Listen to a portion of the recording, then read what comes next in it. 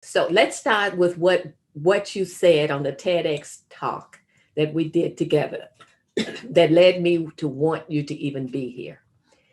You said that we were talking about ethnic identifications. I identify as Black, sometimes Black African American. And you said there was a problem with whites as an identity. Could you elaborate on that? Yeah, one of the interesting things when I started doing a deeper dive in intercultural communication, some of the different textbooks, I came across research that said that individuals who identify as European American or their specific European American heritage were on balance more likely to demonstrate less bias in cultural ethnic relations than folks who just identified as white.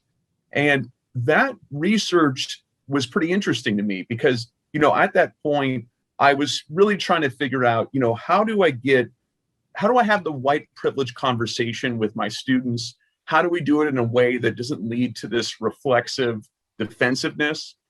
And I started to do more of a deep dive into this research, and it started to really make a lot of sense because what it talks about is the more in which you know your cultural background, specifically, like for the example of European Americans like myself, what countries that your family originated from, the more you're able to do a compare and contrast with cultures that are different than yours. And one of the things that in just doing that research and finding that information is that it kind of held true almost intuitively for myself, because once I was able to know, say, that it's not a mistake that a large amount of European Americans who live in the South are of Scottish and Irish background, that it wasn't a mistake that a large amount of European Americans with an Italian background were in the East Coast bigger cities, that German Americans were predominantly populated in like the upper Midwest.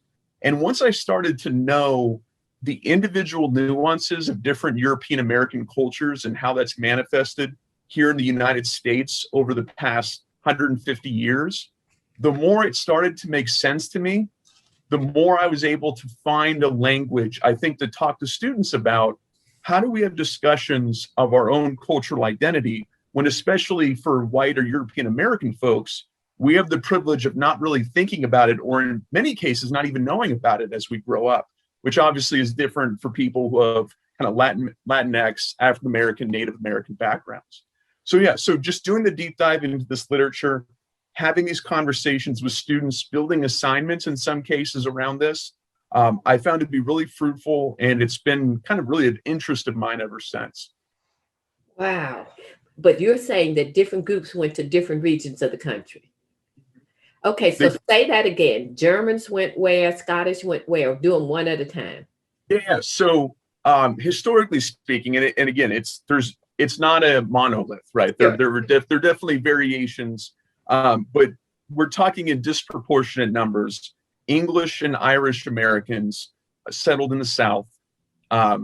Then you had kind of German Americans who settled in other kind of Eastern, Northern European countries, settled predominantly in the upper Midwest.